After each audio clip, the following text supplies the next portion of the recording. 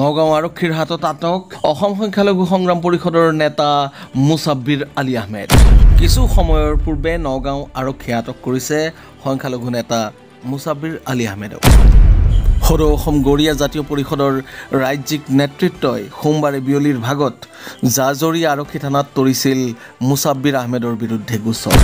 গৰিয়া সম্প্ৰদায়ৰ লোকৰ বিৰুদ্ধে অশালীন মন্তব্য কৰাৰ অভিযোগ মুছাব্বিৰ আলী আহমেদৰ বিৰুদ্ধে। দুদিন পূৰ্বে সংবাদ মাধ্যমৰ আগত মিয়া সম্প্ৰদায়ৰ লোকক উজনিত আক্ৰমণ কৰাৰ বিৰুদ্ধে মন্তব্য কৰিছিল মুছাব্বিৰ আলী আহমেদে। অসম সংখ্যালঘু সংগ্ৰাম পৰিষদৰ নেতা মুছাব্বিৰ আলী আহমেদে তেওঁৰ বক্তব্যত কি কৈছিল শুনি লওঁ আহক। তাৰপিছত আমি আপোনালোকক শুনাম সৰু অসম গৰিয়া জাতীয় পৰিষদৰ নেতৃত্বৰ বক্তব্য। যিসকল 5 টকীয়া টুপি পিন্ধি পেলাই গৰিয়া মানুহ আছে নহয়, যিসকল 5 টকীয়া টুপি পিন্ধা গৰিয়া মানুহ, মই তেওঁলোকক কৈ আছোঁ, আপোনালোকে ভাবিছে যে আমাৰ মিয়াৰ ওপৰত দুখ জাপি দিব।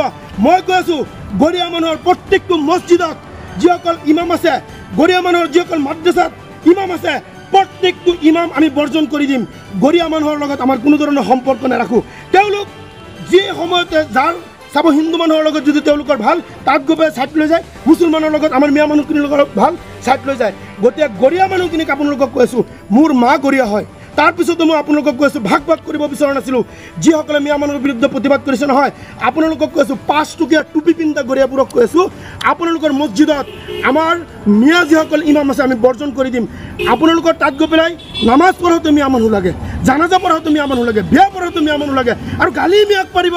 তাৰ মানে কি, ধৰ্মৰ ক্ষেত্ৰত আপোনালোকক ৰিপ্ৰেজেণ্ট কৰিব মিয়া মানুহ, আৰু তাৰপিছত আপোনালোকে গৈ পেলাই যেতিয়া নেকি অৰ্ধ উলংগ কাপোৰ পিন্ধি পেলাই আপোনালোকে মানে যিটো নেকি আমাৰ মুছলমান ধৰ্মত নাই সেইখিনি কাম কৰোঁতে আপোনালোকে মিয়াক বেয়া পায়। গতিকে কৈছোঁ, মই গৰিয়া মানুহখিনিক কৈছোঁ, আপোনালোকে ভদ্ৰতা বজাই ৰাখক, আপোনালোকে মুছলমান পৰিচয় দিয়ক, আপোনালোকে কিন্তু কোনো ভাগ পৰিচয় নিদিব। যদি ভাগ পৰিচয় দিয়ে, আমি মিয়া একগোট হৈ গ'লে কিন্তু আপোনালোকৰো ভেজাল আছে। এজন পাবত গজা নেতা মুছাব্বিৰ আলী আহমেদ কালি প্ৰেছত কোৱা কথাখিনি আমাৰ হৃদয়ংগম হৈছে, আৰু তেওঁ আমাৰ গৰিয়া জাতিটোক বিশেষভাৱে অপমান কৰিছে। আমি সদায় দোষীক দোষী বুলিয়েই ক'ম। আমি দোষী বুলি কোৱাৰ কাৰণে আমাৰ গৰিয়া পৰিষদৰ নেতৃত্বত আমি তেওঁলোকক দোষীক কঠোৰতম শাস্তি দিব লাগে। আমাৰ দাবী ইমানেই আছে, আমি তেওঁলোকক কোনো ধৰণৰ তিৰস্কাৰ কৰা নাছিলোঁ।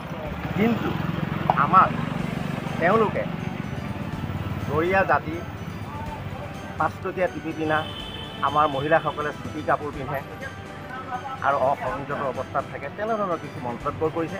আমি বৰ দুখ পাইছোঁ, আৰু গতিকে তেনে ব্যক্তি আমি সকীয়াই দিব বিচাৰিছোঁ যাতে তেনেধৰণে এই গৰিয়া জাতিৰ ওপৰত কোনো মন্তব্য নিদিয়ে।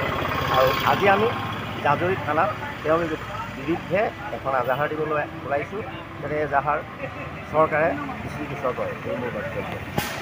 গৰিয়া জনগোষ্ঠী গোটেই অসমৰ এটা অধিকতম খিলঞ্জীয়া জনগোষ্ঠী হয়, আৰু এই জনগোষ্ঠী জন্মৰ কথা মই দীঘলীয়া সম্পূৰ্ণ ক'বলৈ বিচৰা নাই, কিয়নো তেনেকৈ ক'লে বহুত দীঘলীয়া হ'ব। মুঠতে এটাই কথা কৈছোঁ, এনেহেন এক খিলঞ্জীয়া জনগোষ্ঠীৰ ওপৰত কোনোবাই কটু মন্তব্য কৰিব, কোনোবাই বেয়া মন্তব্য কৰিব, আমি গৰিয়াসকল কোনো কাৰণত বহি নাথাকিম।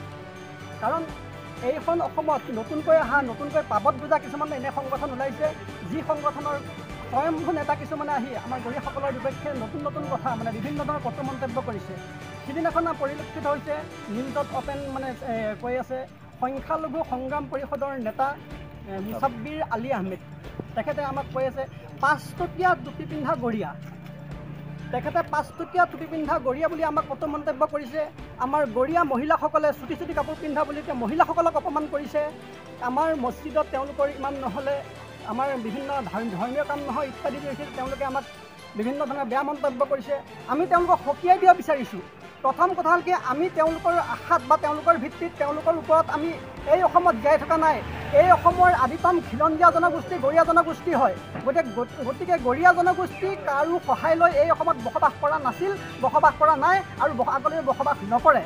গৰিয়া জনগোষ্ঠীৰ স্বকীয়ভাৱে এই অসমৰ হাৱা বতাহ খাই জন্ম লোৱা এটা স্বকীয় জনগোষ্ঠী হয়।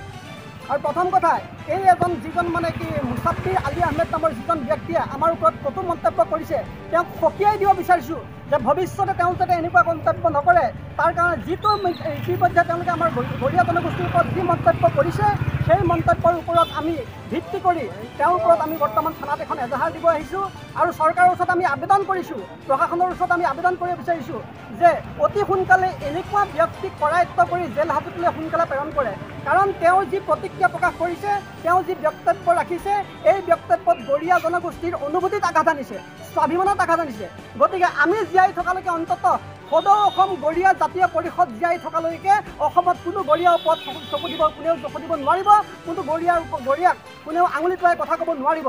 তাৰ কাৰণে বিহিত ব্যৱস্থা ল'বলৈ চৰকাৰক আমি আবেদন জনাইছোঁ। ধন্যবাদ।